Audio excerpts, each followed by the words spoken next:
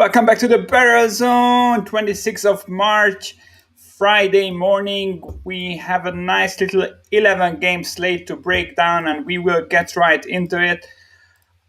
This is a difficult game to game. This is a difficult day to handicap post trade deadline, tons of moves.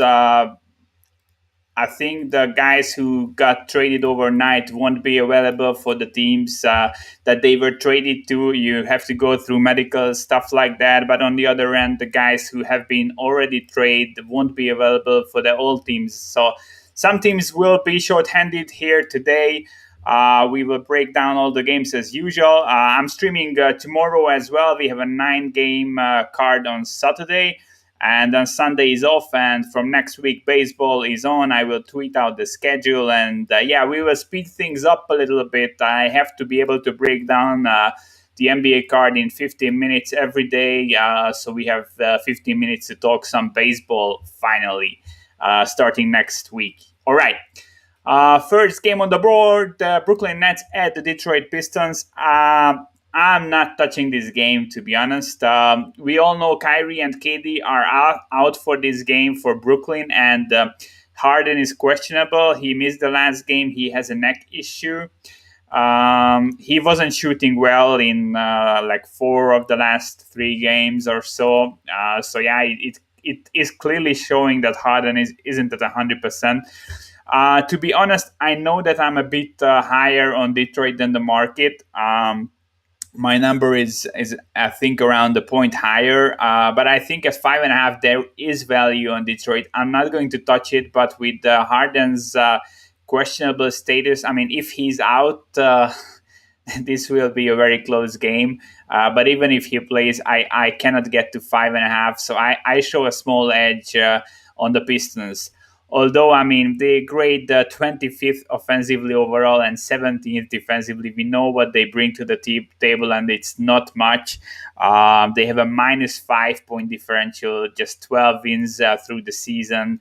The main issue for me is that defensively, they are terrible against threes and deep mid-range shots. They grade in the bottom 5. That if Harden is in, he will torch them however he wants, basically. Brooklyn's offense grades second in points per possession, first in effective field goal percentage, 6th in free throw rate. Pistons defense is really just bottom 5 almost everywhere, and they really don't have any good features at this point besides the strong offensive rebounding. So yeah, I think Harden can do it alone. If he's in, I would definitely side with the Nets, but as I said, I think this number is slightly off, and the Nets are overpriced, especially with Harden being questionable. Boston Celtics at the Milwaukee Bucks. Milwaukee laying 6 points. -6 is -102 on Pinnacle. This game was played 2 days ago, so this is a rematch, and that's one closed -7 plus 102. So basically, there was some correction towards the Celtics here, and I don't really agree with that, especially as they were involved in trades last night.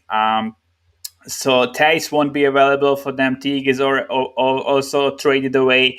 Tristan Thompson is out. The front court will be super thin, and the Bucks already have a huge rebounding edge. It showed in the first game. I will talk about that in the second. And I think with these trades, the Celtics put themselves in a really difficult position. So yeah, at 5.5, I would probably bet Milwaukee. 6 is not good enough for me, but overall, I think the matchup is pretty good for the Bucks here. They won 8 straight games. They only beat the Celtics by 3 in the last game, but it was a really interesting one.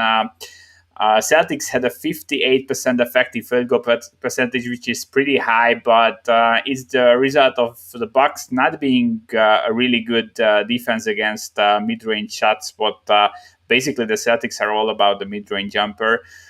But I mean, overall, as I said in the last breakdown when I broke this game down, Boston's biggest strength is their offensive rebounding. They grade 5th in the league, but the Bucks allow the second lowest offensive rebounding to opposing teams. And Milwaukee is 10th in offensive rebounding, while the Celtics are just 21st in defensive rebounding, and they will have two bigs out. It's not a great matchup. Milwaukee also allowing the least that's a difficult word. Free throws in the league, while the Celtics only throw the 20th most. I really like the matchup for the Bucks. I'm kind of feeling the way they are rolling right now. Tucker likely won't be available. He just got traded to them a few days before the deadline, but he still didn't go through the medicals. That's why I'm expecting that none of the guys who got traded last night will play today. So yeah, I'm not betting the Bucks. Boston still has a good 3-point defense, and as I said, the Bucks aren't a great defense against mid-range shots. But I mean, they had a 34% offensive rebounding percentage. Milwaukee in the first game. That's like 90 percentile plus. And I don't think the correction towards Boston is right here. Yes, the Bucks didn't cover the first game, but I mean since then the Celtics are getting a bit weaker, and I think the matchup is still pretty decent for Milwaukee. So yeah, at 5.5 I would probably get involved with the Bucks, but at 6 I'm not touching this game. Phoenix Suns at the Toronto Raptors. Phoenix laying 4.5. The Suns are a bit overpriced here. I'm making this 3.5. Raptors, I'm expecting them to just mail it in for the season. They couldn't trade Lowry, but they sent Powell out for Gary Trent Jr., who is basically nothing more than salary relief. They will just try to spend less. They won one game in the last 10. Phoenix is 7-3 in the same stretch. They have the second best point differential through the in the league behind the Jazz. They grade eighth offensively, fifth defensively. Overall, they have a nice little rebounding edge here. The Raptors are second worst in the league in defensive rebounding and only 20th in offensive rebounding. And it's not like the Suns are such a great rebounding team to start with, but this is a great matchup for them. Also, both teams are shooting tons of threes, but the difference is that the Suns are sixth in field goal percentage from downtown, and they allow the third lowest field goal percentage to their opponents, while the Raptors are just ninth offensively and 22nd defensively against the threes. Suns also are giving up the fifth least turnovers in the league. Yeah, I think everything is really setting up well here with the rebounding edge, and really it's just about 3-point offense, defense, and I don't think Toronto will be in a good mood. I think the Powell trade was really super desperate. It showed that they don't expect anything from the remainder of the season, and the Suns are rolling. I think they are kind of overpriced here. As I said, I make this 3.5 and they are 4.5, but I completely understand. I mean, this is a spot where you have to shade the things a bit towards the favorite. Denver Nuggets at the New Orleans Pelicans. Denver laying 2 points on the road. This is another rematch. First game was played 2 days ago. Sorry, that wasn't 2 days ago. That was like a week ago, and it was in Denver. Denver closed 6.5 minus 101, so basically a flat 6. Now, obviously, we have to flip the home court. Denver has a legit home court also. I make this around 3. Denver is just 2, but I completely understand why. I think the matchup is really good for the Pelicans. I never back the Nuggets against teams that are attacking the paint a ton. They are the worst defense in the league. They allow the highest field goal percentage in the paint to opposing teams. And the Pelicans are attacking the rim at the highest rate in the league. 42% of all their shots come from 4 feet within the rim. They are also first in offensive rebounding. Denver is just 15th in defensive rebounding. Pelicans draw the fourth most free throws in the league, and the Denver Nuggets are close to league average on the defensive end. So I mean, the Pelicans will have the usual rebounding edge, and they have the better free throw rate, and the Nuggets just cannot defend the paint, and we've seen this uh, basically repeat in through the entire season. If a team really it's extremely easily exploitable, and the Pelicans are basically built to do that. In the first game, New Orleans Pelicans had a 97 percentile offensive rebounding percentage at 38%. They had a 27.7 free throw rate, which is again 87 percentile. So yeah, Pelicans will out rebound the Nuggets. They will draw the more free throws and they will attack the paint. They had an 83% field goal percentage in the first game from the paint. Denver also had something similar, but they had a way lower rate of shots put up from the paint.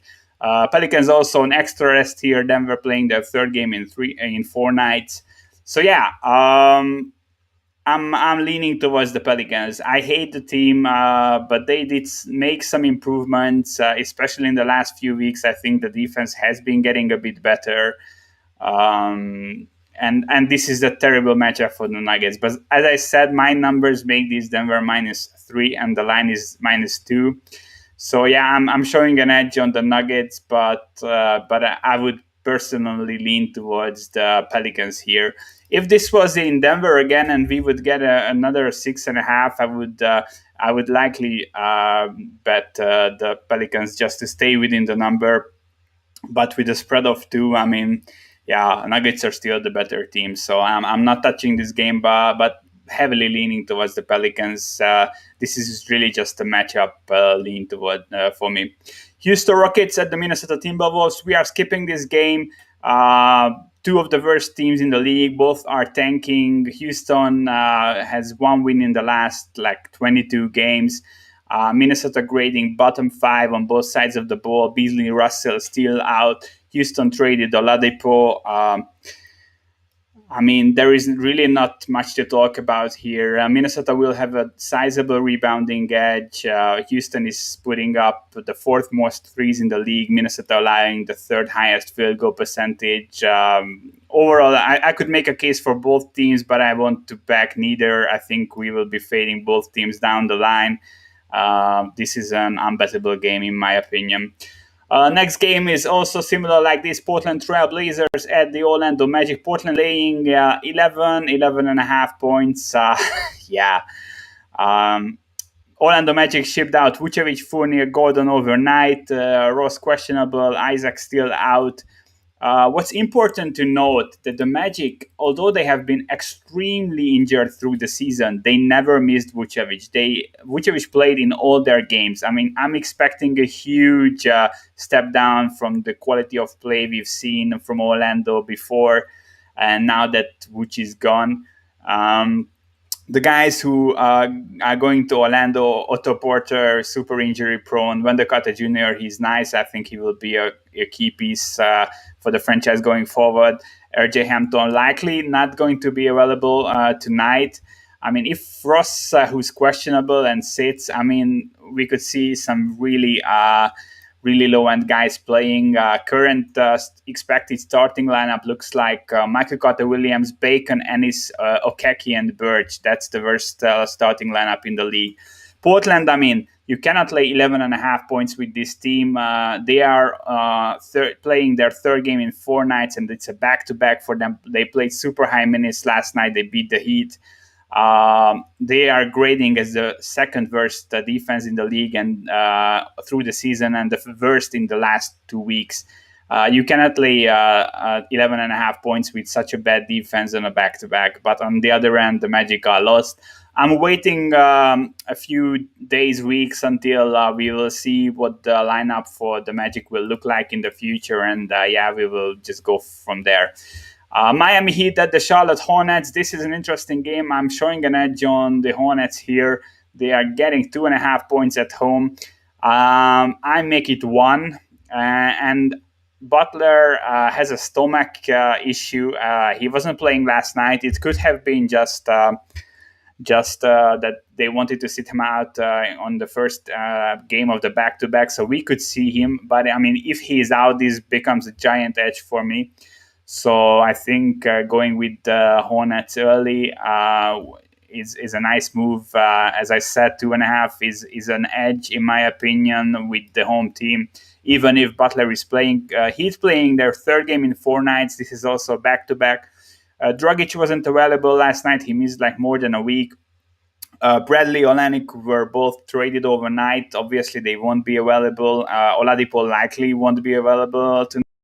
So this will be a short-handed team. Miami also lost 5 straight. They are sub 500 at this moment. We are expecting nice things from them with Oladipo joining the squad.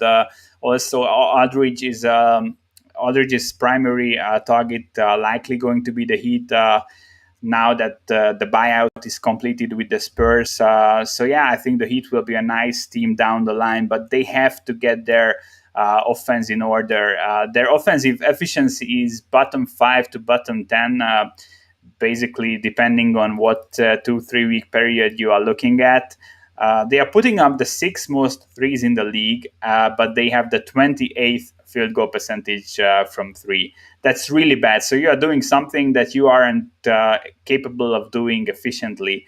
And the Hornets are not a bad perimeter defense, and they are getting better overall. Like as I always say, they are a league average team, nothing special. But I think what helps my edge here is also the fact that I don't downgrade them that much for not having LaMelo. I mean, they still have a couple of nice guards. I like Rozier, I like Graham, I like Monk. I think they can hold their own. And as I said, I mean, 5 game losing streak, 13 for back to back. Trevor Ariza started for the Heat last night. I mean, guys I never heard of played legit minutes. So yeah, just go with the Heat here. If Butler is out, this is a giant edge. I would favor the Hornets by like 2 points if Butler sits. You can even go with the money line. Indiana Pacers at the Dallas Mavericks. Dallas laying 4.5 points. I make this Dallas -3, so I show a pretty sizable edge in the Pacers, but not going to touch this game. I kind of expect the Mavs to go on a little streak in the second half. As I always say, they face the toughest schedule in the first half, and they face the second easiest schedule in the second half. They have won 7 of the last 10. Improvements on both sides of the ball. They grade first in points per possession offensively and 14th defensively. 14th is a huge improvement for them. In the last 2 weeks, defense is getting a bit tighter. Overall, Pacers, Mavs have the better rebounding, better free throw rate. My biggest issue with the Pacers is that they are the 4th worst 3-point defense in the league, and the Mavs are putting up the 5th most threes. That just alone makes me want no piece of the Pacers here. Although I'm also kind of looking at the Pacers as a team to silently back in the next couple of weeks. I think they aren't as bad as many people think, and Levert will really help them. But overall, as I said, rebounding, free throw rate, strong 3-point offense against bad 3-point defense, recent improvements from Dallas on both sides, schedule getting easier. They also added Redick at the trade deadline. I mean, he must do. He hasn't do too much. Just shoot a three, and that is something he's still able to shoot. On the other end, like counterpoint, Pacers attack the rim at the 2nd highest rate in the league behind the Pelicans, and the Mavs allow the 7th highest field goal percentage there. This is something that the Mavs need to clear up.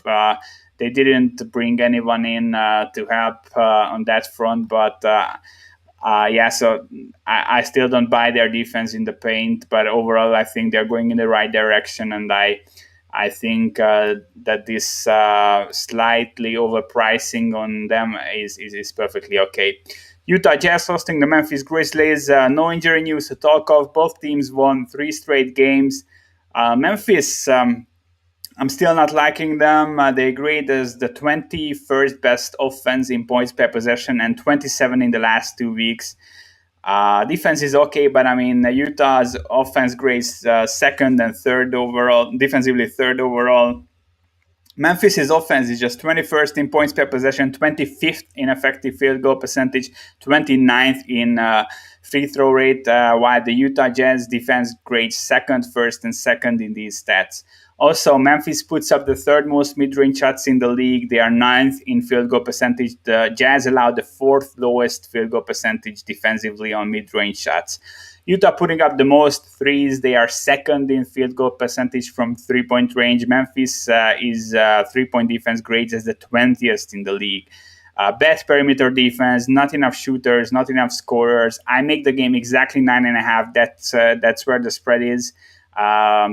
Nothing to do here, but I think the Utah Jazz will cover this. This is a tailor-made matchup for them, in my opinion. Yes, the Grizzlies have a decent rebounding overall, and they have the better turnover rate, some solid fundamentals. But I think you cannot build a team like this without any real scorers. Atlanta Hawks at the Golden State Warriors. Golden State lost 3 straight games. They are sub 500 now through the season, 3-7 in the last 10. Hawks, on the other end, 8-2 in the last 10. I think what they are doing is working. The coaching did wonders, especially on the defensive end. Their coach is really known to build up strong defenses, and that's what we see here.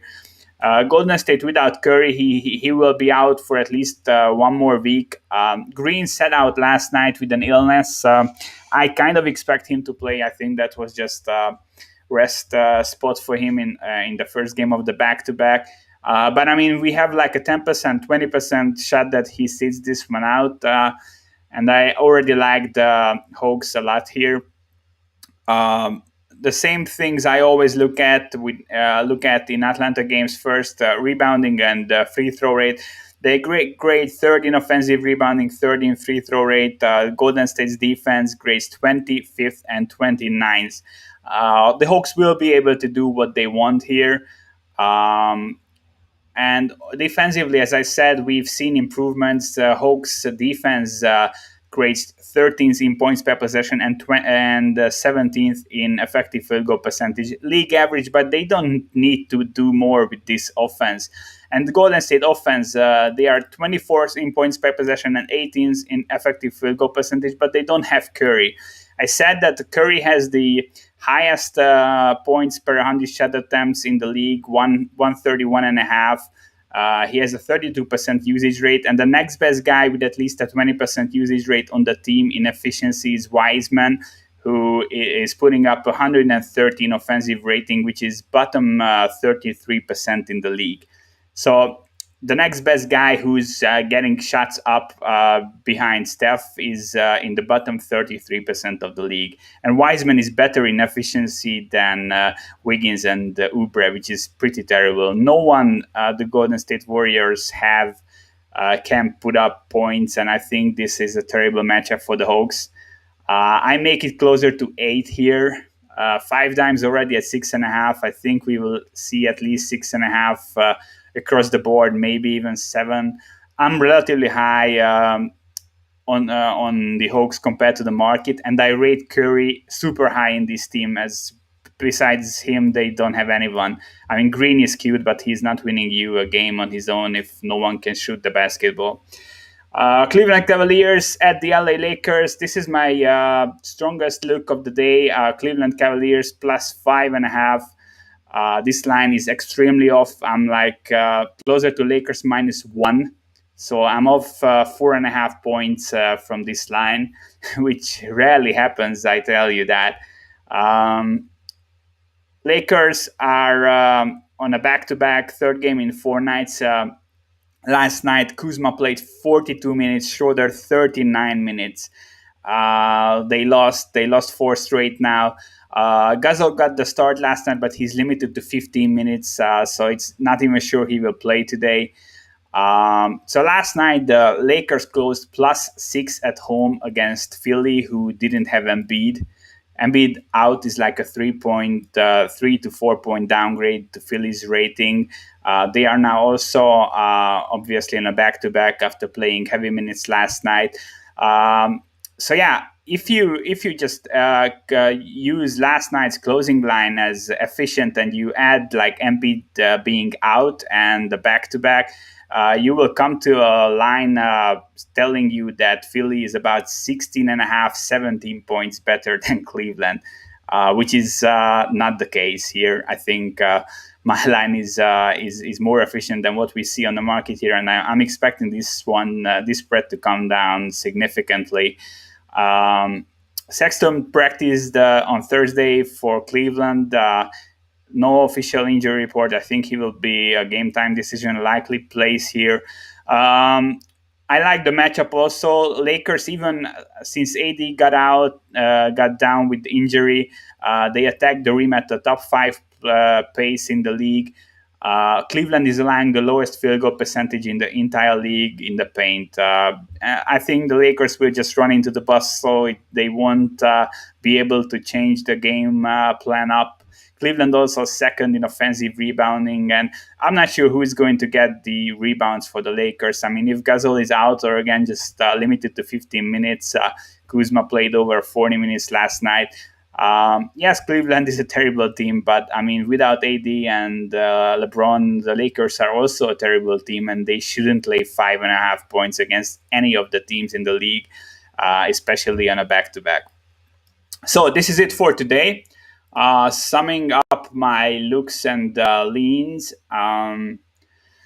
I like the Hornets here, even if Butler plays. But I mean, we have a slight shot that Butler will sit the game out, and then I really like them at 2.5. I think the Hawks minus 5.5 is not enough. Especially that we have again a shot at Green not playing, although I think he will play. But if he's out, this is a giant edge, but it's an edge even if he plays. And this Cleveland LA line is total whack. I just really don't understand who put this up and how they got to this line after LA closing as a 6-point dog last night against an unbeatless Philly.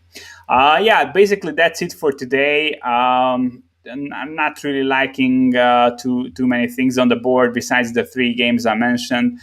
If you want to tell my plays, you can go to patreon.com/thebarrelzone and join the Discord channel. I'm uploading my write-ups at 4 or 5 a.m. Eastern every morning. You get the picks first there. I think it's a pretty nice resource overall for handicapping NBA and obviously MLB coming up. We have a few futures up already. All right. Same time tomorrow. I will see you guys for that 9-game slate. A couple of great games tomorrow as well. Thanks for tuning in and good luck with your wagers. And obviously, enjoy your Friday as always.